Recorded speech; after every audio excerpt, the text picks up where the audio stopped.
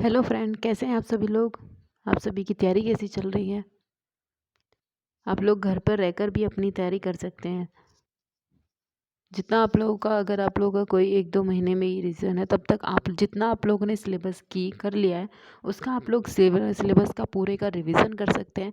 साथ में आप लोगों को जो जीएस का पोर्शन है, आपके एसआई वगैरह या एसएससी है या फिर ट्रिपल है या फिर आरओ का, इन लोगों का जो भी एग्ज़ाम है, उसके लिए हमारे यहाँ पे आप लोगों को पूरी सब्जेक्ट आप लोग के स्टार्ट कर दिए गए हैं। आप लोगों की हिस्ट्री भी कुछ समाप्त होने वाली है, फिर उसके बाद ज्योग्राफी, पॉलिटी, साइंस। जब तक आप लोग का एग्ज़ाम होगा तब तक ये सारे सब्जेक्ट आपको कंप्लीट करा दिए जाएंगे। उसके साथ में आप लोगों को पिछले प्रीवियस पेपर भी आप लोगों को यहाँ पे करवाएंगे, और साथ में कुछ एमसीक्यू क्वेश्चन इसी तरीके से बनाएंगे जिससे आप लोगों को एग्ज़ाम में हेल्प मिल सके।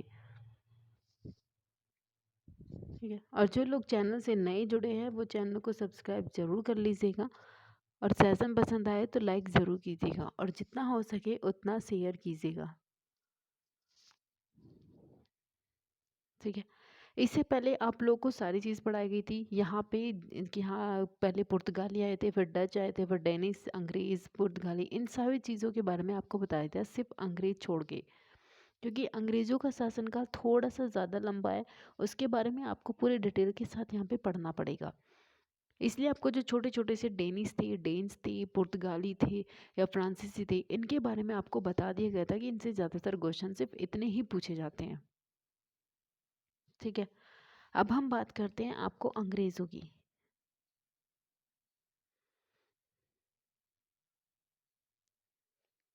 ठीक है, अब आपको पता होना चाहिए कि अंग्रेज़ों से संबंधित क्वेश्चन बहुत आते हैं। ठीक है, जैसे यहाँ पे माना जाता है कि जो 1599 ईस्वी थी, कहाँ पे, इंग्लैंड में। इंग्लैंड में इन्होंने एक मर्चेंट एडवेंचर नामक दल बनाया था, और उस दल ने क्या किया था, एक कंपनी का निर्माण किया था। उस कंपनी का नाम क्या था, the governor and company of merchant of trading into the East Indies. यानी कि सिर्फ हम किस नाम से जानते हैं, ईस्ट इंडिया कंपनी के नाम से, लेकिन इस ईस्ट इंडिया कंपनी को एक मर्चेंट एडवेंचर थे, उन लोगों ने, ये इतना लंबा नाम इसका रखा था, उन लोगों ने ही इस कंपनी की शुरुआत की थी। अब आपको पता होना चाहिए कि 1600 ईस्वी में ब्रिटेन की महारानी थी, महारानी का नाम क्या था, एलिजाबेथ। एली एलिजाबेथ, ये थी आपकी एलिजाबेथ प्रथम। इसने क्या किया था, ईस्ट इंडिया कंपनी की व्यापार के लिए 15 वर्ष के लिए अधिकार पत्र प्रदान कर दिया था। यानी कि ये क्या थे, कभी 15 वर्ष के लिए, कभी फिर आपके 20-20 साल के लिए, 10 साल के लिए, इस तरीके से आगे इन चीज़ों को बढ़ा दिया जाता था। यहाँ पे इसने क्या किया कि 1600 ईस्वी में एलिजाबेथ प्रथम ने क्या किया, 15 वर्षों के लिए एक अधिकार पत्र प्रदान कर दिया। और कंपनी का प्रारंभिक उद्देश्य क्या माना जाता है, यहाँ पे इसका एम क्या था कंपनी का, ओनली भूभाग नहीं, व्यापार करना था। यानी कि हमें भूभाग नहीं चाहिए, हमें सिर्फ व्यापार करना है आपके यहाँ पे। इन्होंने जो कंपनी का निर्माण करवाया, उस कंपनी के निर्माण में इनका सिर्फ एक ही उद्देश्य था, और वो उद्देश्य इनका क्या था, उनका यही उद्देश्य था कि हमें भूभाग नहीं चाहिए, हमें सिर्फ यहाँ पे व्यापार करना है, इसके अलावा हमारा और कोई उद्देश्य नहीं था। ठीक है, अब यहाँ पे क्या हुआ कि जब आपकी 1600 ईस्वी में यहाँ पे इन्होंने कंपनी का निर्माण किया, उस समय मुगलों का शासन क्या चल रहा था, अकबर का।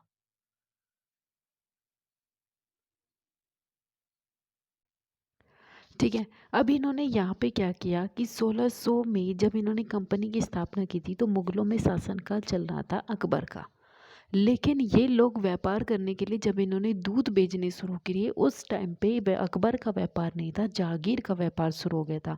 क्यों, क्योंकि अकबर की मृत्यु हो चुकी थी 1605 ईस्वी में। इन्होंने क्या करा कि 1608 ईस्वी में, अब इन्होंने यहाँ पे क्या किया था कि 1608 ईस्वी में इंग्लैंड का राजा था, राजा का नाम क्या था, जेम्स फर्स्ट। इसने अपना एक दूत भेजा, उस राजदूत भेजा था, उस दूत का नाम क्या था, कैप्टन हॉकिंस।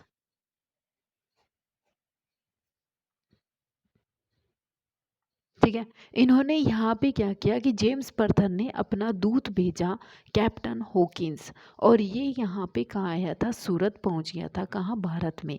भारत में ये कहाँ पहुँचा, सूरत में गया था। क्या करने, सिर्फ व्यापार करने का उद्देश्य इनका था। इसने क्या किया कि यहाँ पे जो हॉकिंस था उसकी सबसे बड़ी क्वालिटी ये भी थी कि जो हॉकिंस था उसको बहुत सारी भाषाओं का ज्ञान था, और भारत में जब वो फारसी और तुर्की बोल रहा था जिसकी वजह से जहांगीर ज़्यादा इम्प्रेस हुए। पहले उस चीज़ को मना किया था कि नहीं ऐसा कुछ नहीं करेंगे हम यहाँ पे। फिर जब उसने सोचा कि ये तो हमारे ही साइड का है, क्योंकि इस पे तो फारसी तुर्की ये सारी चीज़ें आती है, तो जिसकी वजह से उसने यहाँ पे व्यापार करने की अनुमति भी दे दी थी। अब आपको पता होना कि जो हॉकिंस था उस पे क्या आता था कि कैप्टन हॉकिंस फारसी भाषा भी बोलता था, तुर्की बोलता था, अंग्रेज़ी भी आती थी, फ्रेंच भी आती थी, बहुत सारी भाषाओं का इसे ज्ञान था, जिसकी वजह से ही जहांगीर ज़्यादा प्रभावित हो गया था। ठीक है। अब फिर उन्होंने क्या किया, क्योंकि हॉकिंस ने वहाँ पे फ़ारसी भाषाओं का ज्ञान चलना था। हॉकिंस जब वहाँ पे आया तो उसने सब उसके सामने फ़ारसी भाषाओं में ही बात की, जिसकी वजह से ये क्या हुआ, जहांगीर इम्प्रेस हो गया था, और उसका जो व्यवहार था उस व्यवहार से प्रसन्न होकर यहाँ पे 400 बीघे की मनसब और जागीर प्रदान कर दी थी। किसने, जब वहाँ पे सम्राट जो जहांगीर चल रहा था हॉकिंस के व्यवहार में प्रसन्न होकर, यानी कि इसने क्या किया था, जहांगीर ने हॉकिंस को दिया था कितना, यानी कि आपको अगर आपसे पूछ ले कि जहांगीर ने हॉकिंस को कितना दिया था, कैप्टन हॉकिंस आता 400 बीघा मनसब दिए थे इसने, ये पूछा हुआ क्वेश्चन है आपसे। कहीं कहीं 500 भी आता है, कहीं 400 भी आता है, लेकिन ज़्यादातर आपको 400 ही मिलेंगे। इसी ने दी थी क्योंकि वो तुर्की भाषाएं बोला था, फारसी भाषाओं में बोला था, जिसकी वजह से और उसके व्यवहार से बहुत ज़्यादा इम्प्रेस हो गए थे। कौन, जहांगीर। जहांगीर ने उसके व्यवहार से प्रसन्न होकर ही उसे 400 बीघे की जो मनसब थी और जहांगीर वो दोनों इसी को दे दी थी। फिर उसके बाद इसने क्या किया कि दक्षिण भारत में, यानी कि यहाँ पे दक्षिण भारत में ईस्ट इंडिया ने अपना सबसे पहला कारखाना खोला। कारखाना कब खोला, 1611 ईस्वी में मसूलीपट्टनम। ठीक है। इसने क्या करा कि आपके यहाँ पे दक्षिण भारत में सबसे पहला ईस्ट इंडिया कंपनी का 1611 ईस्वी में कारखाना खुला। कहाँ पे, मछलीपट्टनम में। और उसके बाद इन्होंने क्या हुआ, भारत में खुलने वाले अंग्रेज़ों को पहला कारखाना यही कहा जाता है, कौन सा, मसूलीपट्टनम। और अगर आपसे पूछे कि जेम्स प्रथम का जहाज़ कहाँ आया था, तो सूरत में आया था, और मिलने के लिए किसको गया था, फिर जहांगीर को गया था। ठीक है। फिर इन्होंने क्या किया कि 1613 ईस्वी में एक शाही फरमान जारी कर दिया, किसने, जहांगीर ने, कि अंग्रेजों को सूरत में व्यापारी कोठी खोलने दी जाए। यानी कि उसने क्या करा, ये इसका पहला कारखाना था, और इनकी जो व्यापारिक, इनके अंग्रेजों की जो व्यापारिक कोठी थी वो कहाँ खुली थी, सूरत में। और ये जागीर ने एक फरमान जारी कर दिया था कि जो अंग्रेज़ों की कारखाना होगा वो तो मसूलीपट्टनम में था, लेकिन इनकी व्यापारिक जो कोठी होगी वो कहाँ होगी, वो इनकी सूरत में होगी, और यही यहाँ पे इसे अनुमति भी दे दी गई थी। फिर उसके बाद यहाँ पे जेम्स प्रथम का एक और दूत आता है। ठीक है। यानी कि जेम्स प्रथम का दूसरा दूत आता है, उसका नाम क्या होता है, सर टॉमस रो। ये भी क्या करता है, जेम्स प्रथम के दूत के रूप में यहाँ पे आता है, कहाँ, भारत आता है व्यापार करने के लिए। ये भी कहाँ आता है, सूरत में आता है। फिर उसको मिलने के लिए दरबार में जाता है अंग्रेज़ों के। वहाँ पे ये क्या करता है कि 1632 में इसके साथ ही एक चीज़ होती है कि जो गोलकुंडा का सुल्तान होता है वो एक सुनहरा फरमान यहाँ पे ही जारी करता है, क्योंकि इसी तरीके से वहाँ पे फरमान जारी होते थे, कोई कैसा फरमान जारी करता था, कोई कैसा।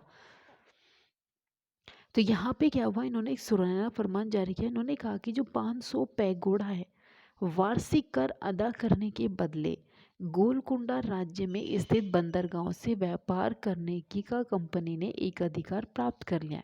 यानी कि उसने क्या किया, आपको इसे सिर्फ एक ही भाषा में समझिए, उसने क्या किया था कि 1632 ईस्वी में गोलकुंडा पे क्या हुआ, व्यापार करने के लिए एक अधिकार प्राप्त कर लिया था। कितने में, 500 पैगोडा, 500 पैगोडा वार्षिक, किस पे, गोलकुंडा पे। किसने? अंग्रेज़ों ने। और इसीलिए वहाँ के सुल्तान ने ये फरमान जारी किया था। जैसे आपके जागीर ने फरमान जारी किया कि जो अंग्रेज़ों की व्यापारिक कोठी होगी वो सूरत में स्थापित होगी। इसी तरीके से दक्षिण भारत में 1632 ईस्वी में गोलकुंडा के ही सुल्तान ने ये फरमान जारी किया था कि अब अंग्रेज़ों ने यहाँ पे 500 पैगोडा वार्षिक कर से यहाँ व्यापार करने का, इस बंदरगाह यानी कि व्यापार करने का अपना प्राप्त कर लिया, यानी कि वो यहाँ पे क्या करेगा? व्यापार करेगा। ठीक है। अब आपसे पूछ ले कि पूर्वी तट पर अंग्रेजों का पहला कारखाना कौन था? अगर आपसे पूछे, यहाँ पे देखिए ये क्या था? पूर्वी तट। अब ये पूर्वी तट पर क्या था? इनका कारखाने कौन थे? कारखाना था बालासोर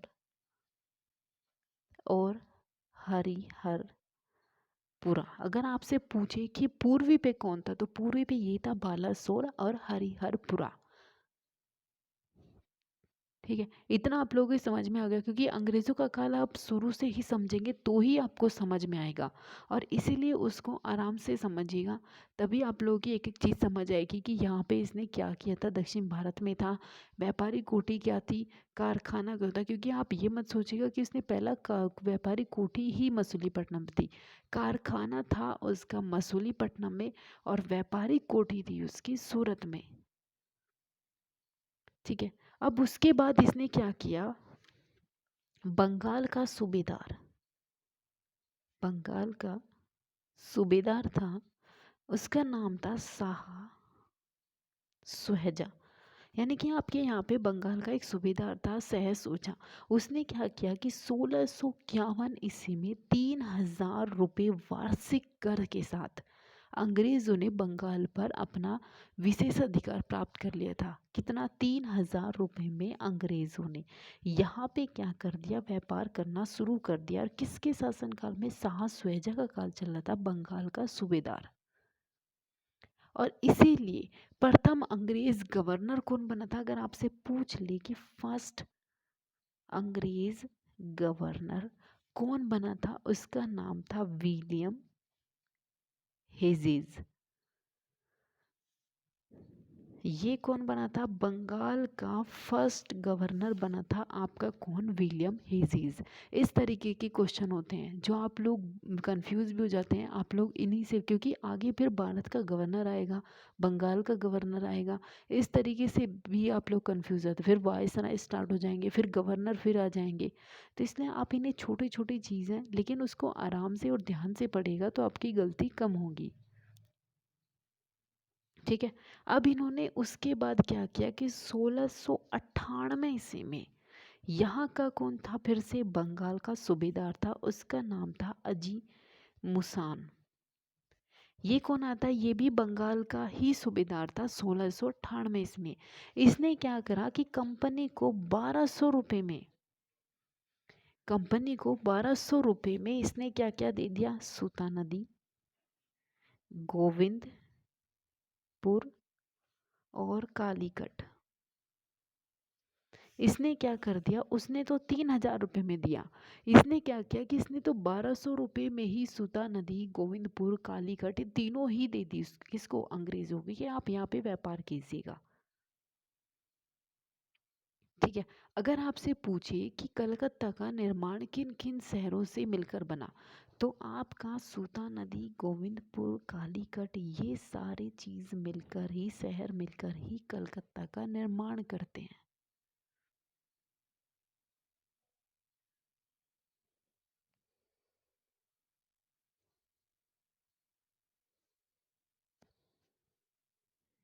ठीक है। यानी कि आपके सूता नदी, कालीकट और गोविंदपुर, जिसे आपको अली मुसान ने 1200 रुपये में अंग्रेजों को दे दिया था व्यापार करने के लिए, इन तीनों को मिलाकर ही कलकत्ता का निर्माण होता है। अब आपसे पूछेगा कि कलकत्ता की नींव किसने डाली? कलकत्ता की नींव डालने वाला व्यक्ति कौन था? जोब चोरनोक। ठीक है। इसी ने ही क्या करा? इसी ने ही आपके यहाँ पे कलकत्ता की नींव डाली थी, और उस व्यक्ति का नाम था जॉब चोरनोक। ये इसी का ही नाम था, इसी ने ही कलकत्ता की नींव डाली थी। ठीक है। और फिर क्या हुआ कि आपके कलकत्ता में ही कलकत्ता में ही किसकी स्थापना हुई थी? फोर्ट विलियम की नींव पड़ी थी।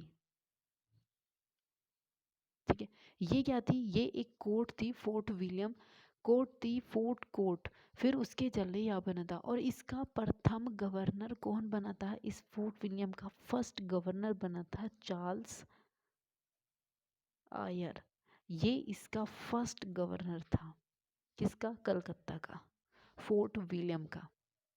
ठीक है, इतनी चीज़ें आपको समझ आ गई होगी। चीज़ें थोड़ी सी ज़्यादा डीप है, स्टार्टिंग में ज़्यादा डीप पढ़नी पड़ेगी, क्योंकि यहाँ से ज़्यादातर ज़्यादा क्वेश्चन पूछे जाते हैं। इसलिए आपको हर एक चीज़ बहुत ही आराम से कराई जा रही है, ताकि आपको कोई प्रॉब्लम ना हो। किन चीज़ों को मिलकर कोलकाता बना, कोलकाता की नींव किसने डाली, फिर वहाँ पे कोलकाता में ही फोर्ट विलियम की नींव पड़ी, फिर उस फोर्ट विलियम का फर्स्ट गवर्नर बना था चार्ल्स अय्यर। ठीक है, तो इसलिए अब हम नेक्स्ट वीडियो में आपसे बात करेंगे सिराजुद्दौला से, क्योंकि यहाँ पे कुछ युद्ध होते हैं, ईस्ट इंडिया कंपनी और कुछ आपके बंगाल के नवाब आएंगे यहाँ पे, मीर जाफर, मीर कासिम, सिराजुद्दौला, इनके बीच में बहुत सारे युद्ध होंगे। वो सारी चीज़ आपको बताई देंगी, जैसे बक्सर का युद्ध, प्लासी का युद्ध, बंगाल में द्वैध शासन, फिर आपके जैसे जैसे गवर्नर स्टार्ट हो जाएंगे उनके बीच में क्या क्या चला, क्या क्या उन्होंने फरमान जारी किया, और उनके शासन, किसके शासनकाल में शिक्षा एजुकेशन किसके काल की आई, वुड किसके काल की थी। ये सारी चीज़ें आपको एक एक गवर्नर के साथ ही, आपको गवर्नर और गवर्नर जनरल, फिर उसके बाद वाइसराय, इनके साथ ही आपको डिटेल के साथ पढ़ाई जाएंगी, ताकि जब आप लोग क्वेश्चन करें तो वहाँ पे आपके गलत ना हो। लेकिन उसके लिए आप लोगों को हमारा चैनल सब्सक्राइब करना होगा, और ज़्यादा से ज़्यादा इसको शेयर लाइक भी ज़रूर कीजिएगा, और सब्सक्राइब करना तो बिल्कुल मत भूलिएगा, सब्सक्राइब ज़रूर कीजिएगा इसे।